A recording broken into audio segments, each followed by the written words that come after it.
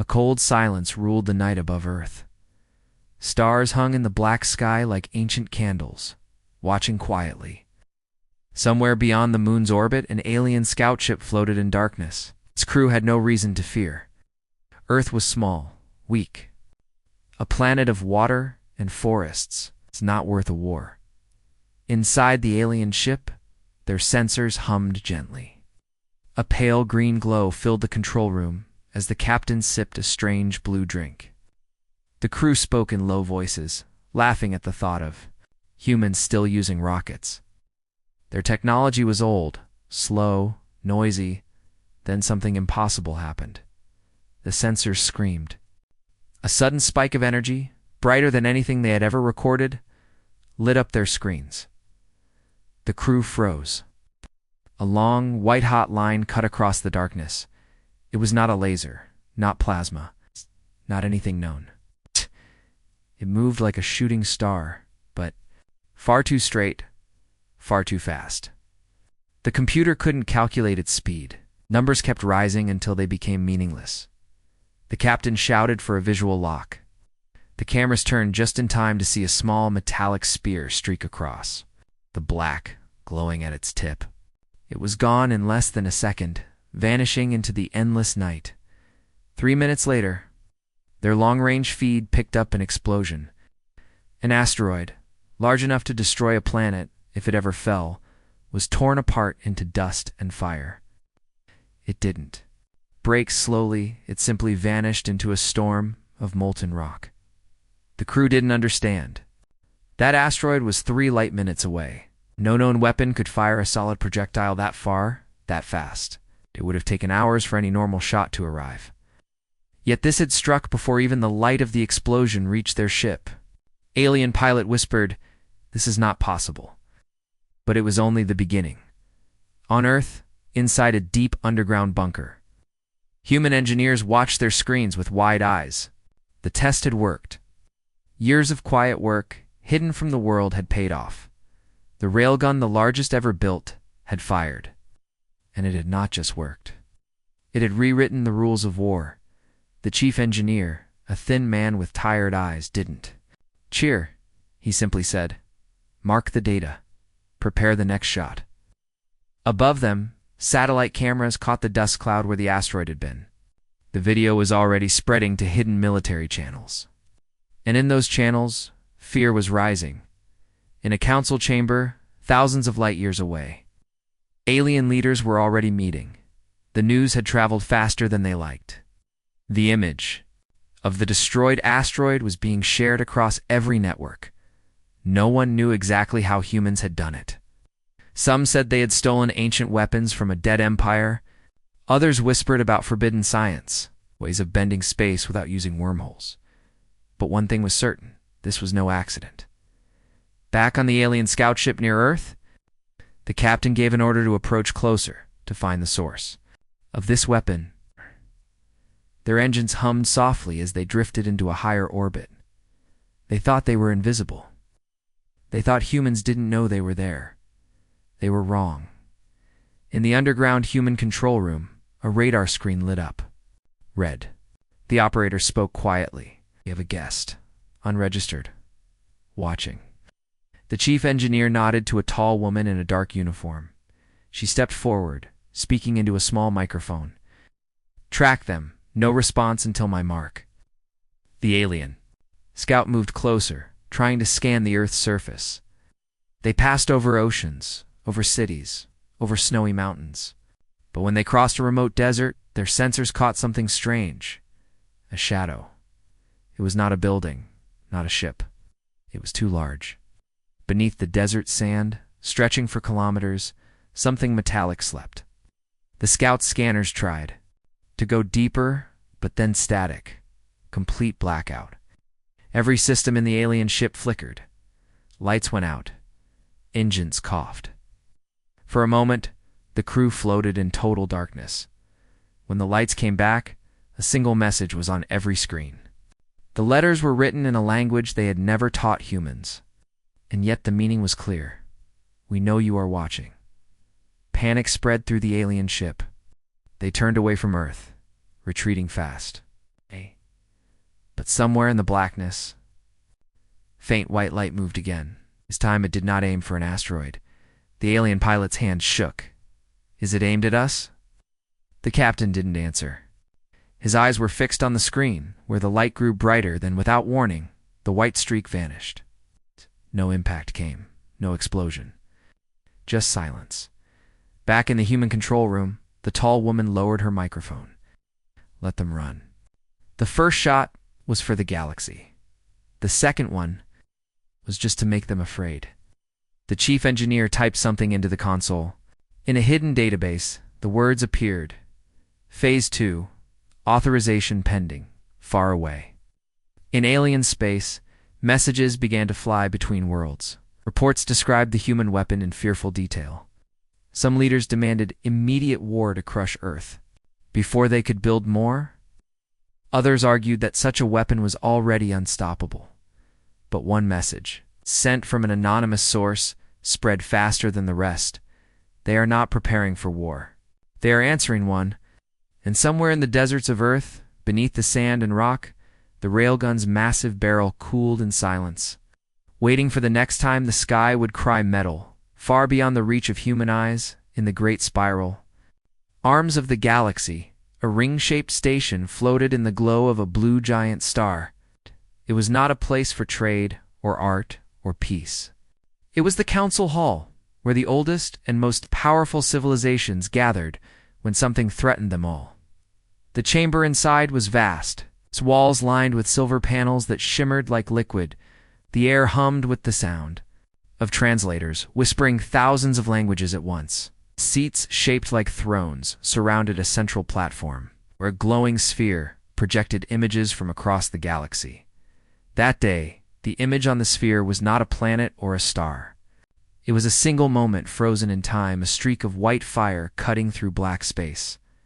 Followed by the bright dust of an asteroid breaking apart, the alien leaders stared in silence. A tall, insect-like speaker from the hive clusters clicked. Its jaws. It moved faster than any drive. No reaction tail. No warp signature. How is this possible? Scaled warlord from the Drask Legion snarled. This is human space. They are primitives. They build combustion engines. This cannot be their work. From the shadows, a hooded figure spoke in a calm voice.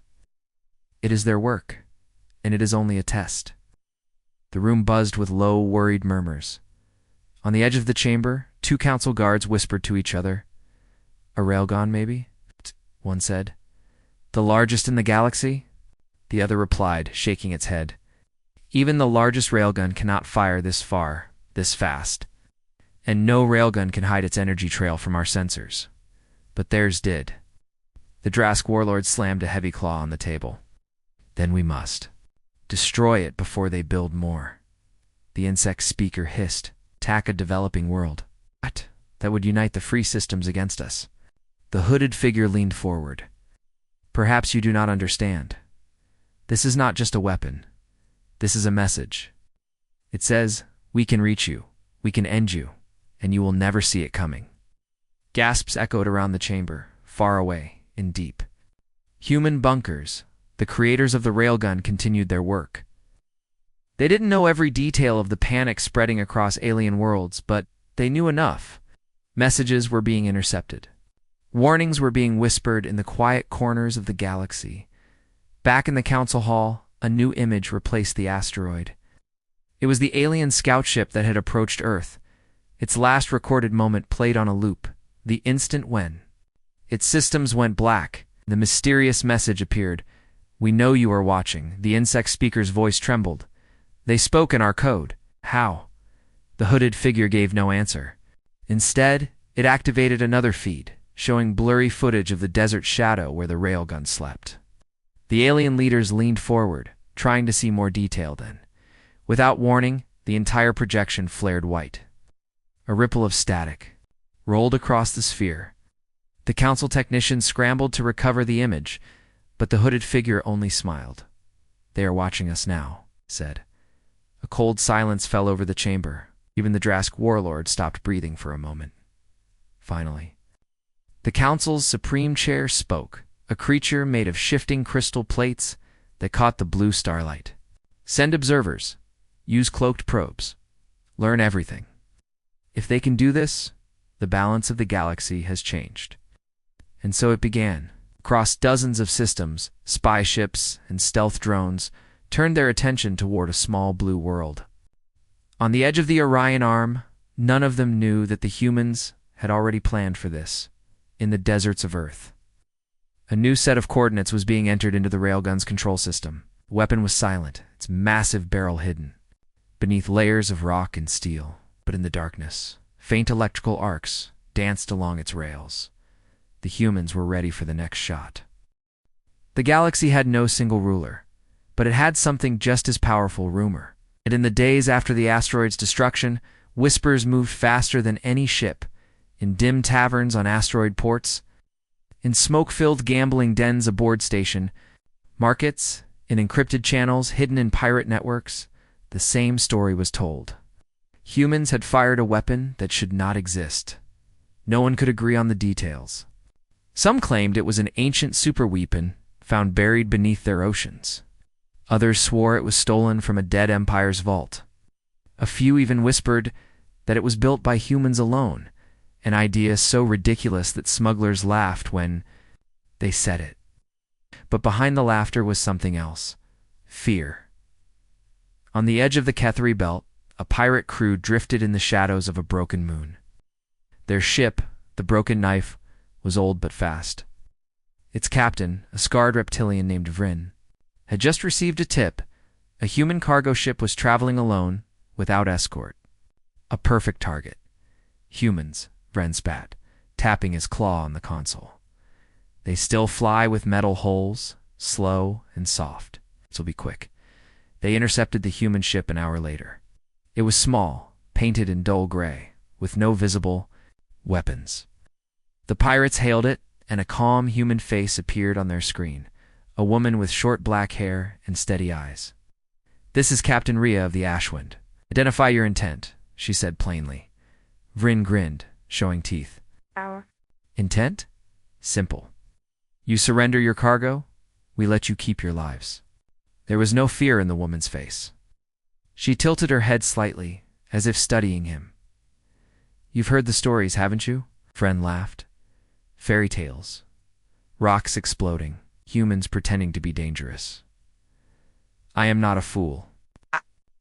Human captain didn't argue. She simply leaned forward, her voice quiet. "Then tell me, pirate, if that was only the prototype, what do you think the real one can do?" Before Vryn could reply, the Ashwind's comes link cut. A moment later, his sensors picked up a faint, impossible reading, a spike of magnetic energy far beyond normal.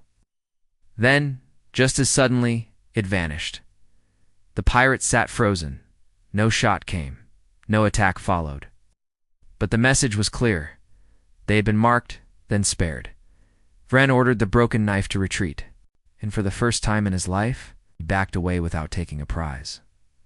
The story spread through the whisper networks within hours, and with it came something worse than fear: curiosity. Where was the real weapon? Was it on Earth? On the moon? Or somewhere else entirely?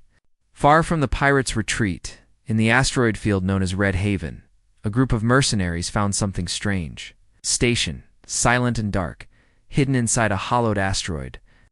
Its walls were lined with enormous metal rails, larger than anything they had seen before. The leader of the mercenaries sent a single message to a contact. "Deep within the Alien Council, we found it, and it's big. Bigger than the one that fired the first shot." Before the contact could reply, the feed went dead. Back on Earth, deep beneath the sands, the chief engineer read a new report. A hidden asteroid station had been detected. The second railgun facility. He closed the file and locked it. Only a small group knew of its existence.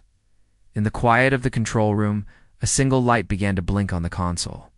The woman in the dark uniform stepped forward, reading the coded message that had just arrived. Her lips curved into a thin smile. "They found the station," she said softly. "Good. Let them look. Let them think they understand." Because, in truth, What the galaxy thought was the real weapon was only another distraction. The Alien Council didn't trust rumors. Stories could be twisted. Fear could be exaggerated. But numbers, scans, and images, those could not lie. And so they decided to send something that could not be bribed, could not be frightened, and could not fail. A probe. It was sleek, black, and shaped like a dagger. Oh, no windows, no crew, only sensors, cameras, and a mind of its own. What?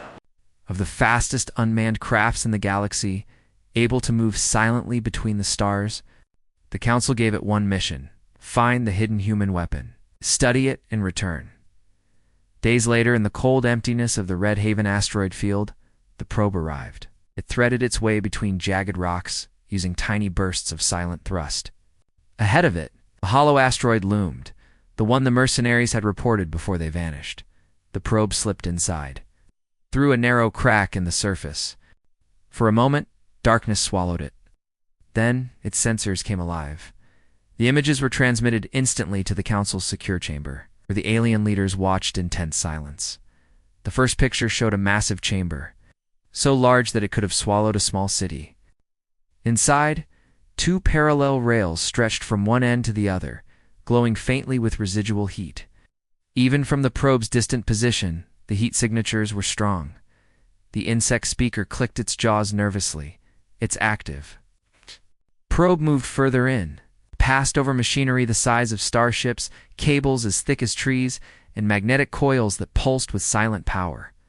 The rails themselves seemed endless, disappearing into the darkness ahead. Then the probe's readings spiked. A low hum, almost too deep for its sensors to register, rolled through the chamber. The rails began to glow brighter. Energy levels surged. "It's charging," one Council technician whispered. The Drask warlord leaned forward, eyes wide. "Target." The readings came in. The coordinates made no sense at first, until one of the analysts realized what they meant. The shot was not aimed at any enemy fleet, not at a planet. It was aimed at a distant, empty stretch of space. Why fire into nothing? The insect speaker hissed. The hooded figure in the corner didn't answer. Yes. He only watched. The probe zoomed in, trying to get closer to the loading chamber, and that was when every screen in the Council room flickered. The probe's feed showed static for half a second. Then a new image replaced it, a human face. It was the same woman the pirates had seen, short black hair, calm eyes, no expression. She stared directly into the probe's camera, as if she could see through it. Her voice was steady, without anger or threat. "You shouldn't be here." The feed cut. The Council's technicians scrambled to re-establish contact, but the probe was gone. Not destroyed, not disabled. Gone. No trace, no debris, no signal. It was as if it had never existed. In the chamber, the alien leaders sat in silence. The Drask warlord finally spoke. "This is an act of war." The hooded figure shook his head. "No, this is a warning." Back on Earth, in the hidden control room, the woman in the dark uniform closed a file on her console. "They sent their fastest eyes," she said quietly, "to the chief engineer, and now they're blind?" The engineer only nodded. "Good. Begin phase 2. And somewhere, deep in space, the massive rails finished cooling. The second shot was ready. In the deep black between suns, an alien warship cruised slowly through its patrol route.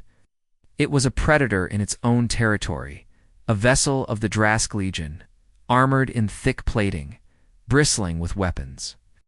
Its captain, Krav Thurn, was proud. No enemy ship had ever come within range without being torn apart. The crew was relaxed. They were in Drask space, far from any warfront. Human ships never came this far. There was nothing to fear, until the alarms began to scream. The tactical officer's frill stiffened. "Captain," detecting a magnetic spike. Massive. Off the charts. Krav turned sharply. "From where?" The officer's claws shook as he tapped the console. "From nowhere, sir. No source, just the spike." Before the captain could reply, another officer shouted, "Something's locking onto us." Warships' shields flared to full power. Gun crews rushed to battle stations. But they didn't know what to aim at. Their sensors showed only empty space. Then, far away, so far their sensors should never have detected it, a faint glint appeared. Just a speck of light, growing brighter. It was coming toward them, projectile. The tactical officer screamed. "It's here." Never finished the sentence. The impact hit before the sound of the warning even reached the bridge.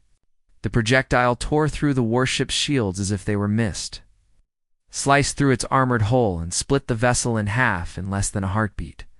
A wall of fire consumed the ship from the inside, venting air and bodies into space. The halves drifted apart silently, glowing with molten scars. In the Drask capital, ship's last transmitted image arrived, a blurred frame of white light before total darkness. The council analysts replayed it again and again, but no one could understand how it had happened so fast. The projectile had traveled faster than their fastest communications beam. In the alien council's chamber, panic was no longer whispered. It was shouted. The Drask warlord roared with fury. "They struck inside our borders. We should not even be able to calculate a shot like that." The insect speaker's voice was thin. "They can, and they did." But the hooded figure in the corner spoke quietly, almost to himself. "They did not choose a random target. That ship was part of the attack on their colony years ago. One the council kept secret. Back on Earth, in the underground bunker, the woman in the dark uniform studied the aftermath on her screen. The chief engineer stood beside her, arms crossed. "That was not conquest," she said. "That was a message." The engineer nodded. "They will dig into their archives now. They will find their own guilt." And somewhere in the Drask capital, an old file was quietly opened, a report of a human research outpost destroyed without warning 5 years earlier, buried by political lies. For the galaxy, the truth was about to surface. For humanity, this was only the second shot. The alien council chamber was louder than it had been in centuries. Representatives from over 40 civilizations shouted over one another, translators struggling to keep pace. The destruction of the Drask warship had turned quiet fear into open panic. At the center, the council's supreme chair slammed a crystalline hand on the table. The sound echoed through the room like breaking glass. "Order," the chair demanded. "Order." The voices faded. The holographic sphere in the center shifted, showing a clear image of the human railgun's second target, the Drask warship. It's broken into 2 glowing halves. "This was not an accident," the chair said. "This was a deliberate strike. Deep inside a sovereign territory. If humanity does not dismantle this weapon immediately, every fleet represented here will unite against them." A murmur swept the chamber. War between the entire council and a single world had never been declared before. From the hive cluster's side, the insect speaker leaned forward. "Do you truly believe they will obey?" The Drask warlord bared his teeth. "If they do not, their planet will burn." The hooded figure in the shadows finally spoke, his voice calm. "You are making a mistake. This weapon is not all they have. Destroying Earth may not be as easy as you think." The chair ignored him. "The ultimatum will be sent now." On Earth, the message arrived inside a secure military channel. It was short, clear: dismantle the weapon, or face total war. In the underground bunker, the tall woman in the dark uniform read it twice. Then she handed the tablet to the chief engineer. "They expect an answer," she said. He placed the tablet face down on the console. "They'll get one." An hour later, while the alien council waited for a reply, something appeared in the skies above their own homeworld. It wasn't a fleet. It wasn't even a ship. It was a rock, a massive asteroid just large enough to be noticed, and it was moving fast, far faster than any natural object could. It crossed their outer defense perimeter in seconds. Their planetary guns swiveled toward it, but before they could fire, the rock exploded into harmless dust in orbit, scattering like glitter. Across the night sky, the council chamber shook as the image came through. Everyone knew what it meant. The humans had just demonstrated that they could shatter an asteroid in their enemy's orbit without warning, without fleets, without being anywhere near the planet. The Drask warlord's voice was hoarse. That could have been our capital, the insect speaker hissed. It wasn't. That was Mercy. But the hooded figure only smiled faintly. Mercy is not the same as safety. Back in the bunker, the woman stood over the console, watching as the asteroid's dust cloud drifted around the alien capital. They'll think we fired from the desert railgun, she said. The chief engineer shook his head. Let them think. The real one hasn't been used yet. Her eyes narrowed. Then it's time for Operation Silent Dawn. Somewhere in the blackness between stars, small human ships began to vanish from known space, their trails erased, their destinations hidden. The galaxy didn't know it yet, but the hunters had just left Earth. In the quiet corners of the galaxy, ships began to vanish, not in battles, not in accidents. They simply disappeared from every known trade lane. Every military scan, every tracking system, they were human ships. Some were small freighters, others sleek military cruisers, but all of them had one thing in common. They were heading somewhere no one could trace. Even the most advanced alien tracking arrays showed nothing. It was as if they had stepped out of space itself. Inside the alien council chamber, this was the only subject of discussion. The Drask warlord slammed a claw against the table. They are preparing to strike again. We must find them before they attack. The insect speaker's voice was cold. Where do you suggest we search? Every patrol we send vanishes. Their railgun has range beyond any known map. The hooded figure leaned forward. It is not just the range you should fear. It is the scale. Far from the Council's eyes, in a dead system without planets, humanity had built something new. The second railgun was larger than the one beneath Earth's deserts. It was a fortress, a weapon platform the size of a moon, its rails extending 4 kilometers in a perfect line. But this one had a difference. It could fire more than one projectile at once. Inside its control chamber, the tall woman in the dark uniform stood before a wall of targeting screens. Beside her, the chief engineer keyed in a set of coordinates. Not 1, not 2, but 5. Each target lay in a different star system, separated by light years. Can it hit them all? She asked. The engineer smiled faintly. If the math is right, they'll be hit before they even know they were fired upon. The firing sequence began. Magnetic fields surged along the rails, building to a level that could tear apart unshielded ships just by passing near them. The hum grew into a deep, rolling thunder that vibrated through the station's hull, one by one. The projectiles launched 5 blinding streaks of light, each tearing across the black in a different direction, in the Cathari belt. A pirate battleship exploded before its crew even saw what hit them. In the Velis system, a smuggler station was sliced in half, as if by an invisible blade. In Drask space, a military supply depot turned into a spinning cloud of molten fragments. 2 other strikes hit deep in unknown territories, sending shockwaves through criminal and political networks alike. No fleets moved in response. There was nothing to chase. By the time the first distress calls reached the Council, the attacks were already hours in the past. In the Alien Council chamber, chaos erupted. The insect speaker's jaws clicked in fury. This is not war. This is extermination. The Drask warlord's voice was low, almost fearful. No, this is a demonstration. The hooded figure simply said, and now you will see where their next shot is aimed. The holographic sphere in the center flickered and intercepted. Transmission from human space. It was short, only 3 words. But every translator confirmed the meaning. Final target locked. The coordinates appeared beneath it. They pointed directly to the Alien Council's own war headquarters, back in the human station. The tall woman stared at the glowing coordinates on her screen. This one, she said softly, will end the conversation. The engineer nodded. Silent Dawn will be complete. And in the deep void, the rails began to hum again. The galaxy held its breath. Across hundreds of worlds, fleets were on alert, weapons primed, shields raised. The Alien Council's war headquarters, the most fortified location in known space, stood at the center of a vast defensive wall. Dozens of battleships, planetary cannons, and stealth mines waited for the first sign of an incoming human shot. Inside the council chamber, leaders stared at the countdown clock. Every calculation said the humans could fire at any second. "They will destroy us," the Drask warlord growled. "We should strike first." The insect speaker's frills twitched. "Strike at what? We do not know where their weapon is. We do not know how it works. Firing blindly will only prove our fear." The hooded figure spoke last.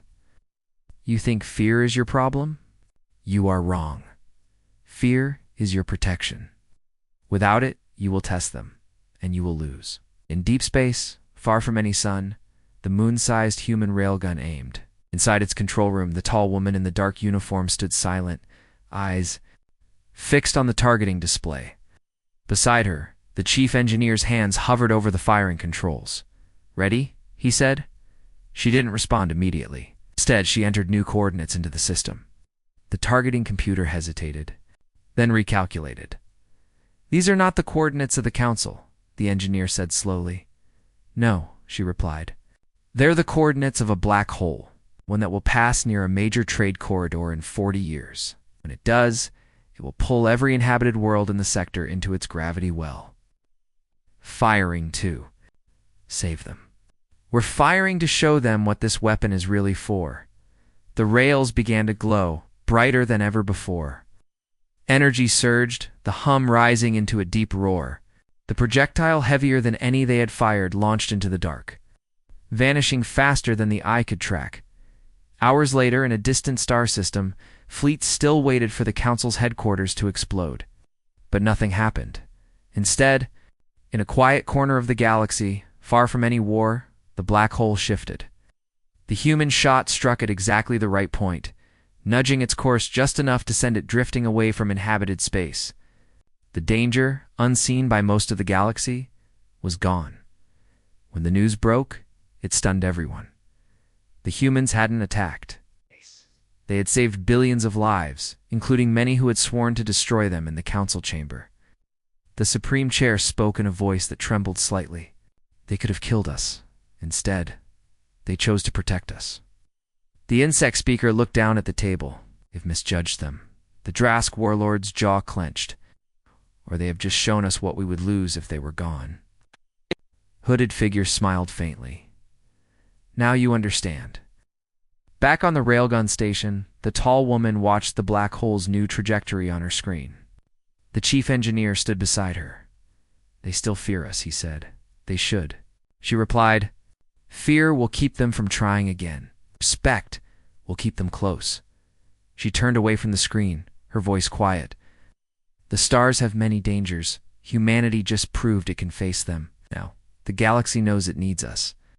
And somewhere, in countless worlds and stations, a single thought spread like wildfire for the first time. Stars feared losing humanity.